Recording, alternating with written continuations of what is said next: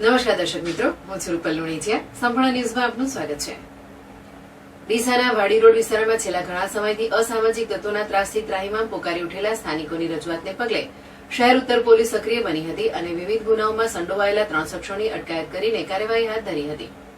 લોકસભાની ચૂંટણીને લઈ આચારસંહિતા અમલમાં આવતા જ બનાસકાંઠા જિલ્લા પોલીસે છેલ્લા ઘણા સમયથી નાસ્તા ફરતા આરોપીઓ અને અસામાજિક તત્વો સામે તડી બોલાવી છે. તેમ છતાં પણ કેટલાક વિસ્તારોમાં હજુ પણ આવા તત્વો સુધરવાનું નામ લેતા નથી. ડીસા શહેરમાં આવેલ વાડી રોડ વિસ્તારમાં પણ છેલ્લા ઘણા સમયથી અસામાજિક તત્વોનો ત્રાસ વધી રહ્યો છે. આ વિસ્તારમાં વારંવાર થતી ચોરી અને રોડ પર અસામાજિક તત્વોના રણઝાડથી સ્થાનિકો પરેશાન થઈ ગયા છે. આખરે કંટાળેલા લોકોનું ટોળું 2 દિવસ અગાઉ મોડી રાત્રે શહેર ઉત્તર પોલીસ મથકે પહોંચ્યું હતું અને અસામાજિક તત્વો સામે કાર્યવાહી કરવા માટે રજૂઆત કરતા પોલીસે પણ આવા લોકોને પાઠ ભણાવવાની બાંહેધરી આપી હતી. ડીસા શહેર ઉત્તર પોલીસની અલગ અલગ ટીમો કામે લાગી ગઈ હતી અને વિવિધ ગુનાઓમાં 3 શખ્સોની અટકાયત કરી હતી, જેમાં બકાજી ઠાકોર, દેવચંદ ઠાકોર અને દીપક ઠાકોરની અટકાયત કરી હતી.